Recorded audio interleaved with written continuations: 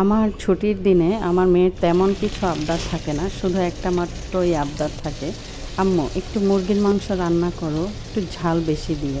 So hello everyone, সবাই কেমন আছেন? আশা করি সবাই ভালো আছেন। আমি ইকরা বলছি। এটা যদিও একটু লেট করে পোস্ট করেছি ভিডিওটা।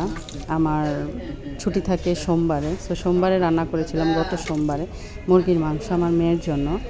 সো ট্রাই করেছি আসলে আপনাদের সাথে শেয়ার করার। যদি কারো ভালো লেগে থাকে অবশ্যই লাইক কমেন্ট শেয়ার করবেন অ্যান্ড আমার চ্যানেলটা সাবস্ক্রাইব করবেন। দেখুন, পেঁয়াজ আসলে আমরা বরাবর পেঁয়াজ একটু বেশি খাই, সো এখানে পেঁয়াজ অনেকে মনে করতে পারে যে অনেক পেঁয়াজ দিয়েছে। সো পেঁয়াজটা আমাদের কাছে ঠিক আছে, আর সবাই লবণটা অ্যাকচুয়ালি পরিমাণ মতো দিবেন।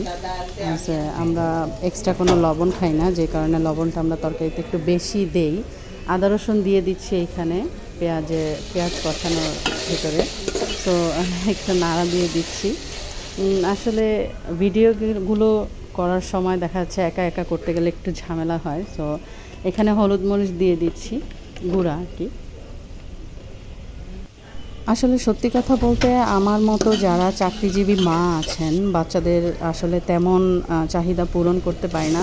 চাহিদা বলতে টুকটাক যে রান্না করে খাওয়াই বাসায়, অনেক সময় অনেক কিছু খেতে চায়, আসলে দেখা যাচ্ছে পারি না, ওটা লেট হয়ে যায়। খাওয়াই, বাট যখন বলে তখনই পারি না, লেট করে খাওয়াতে হয়। সো সবাই চেষ্টা করবেন যে বাচ্চাদের চাহিদাগুলো আসলে পূরণ করার জন্য।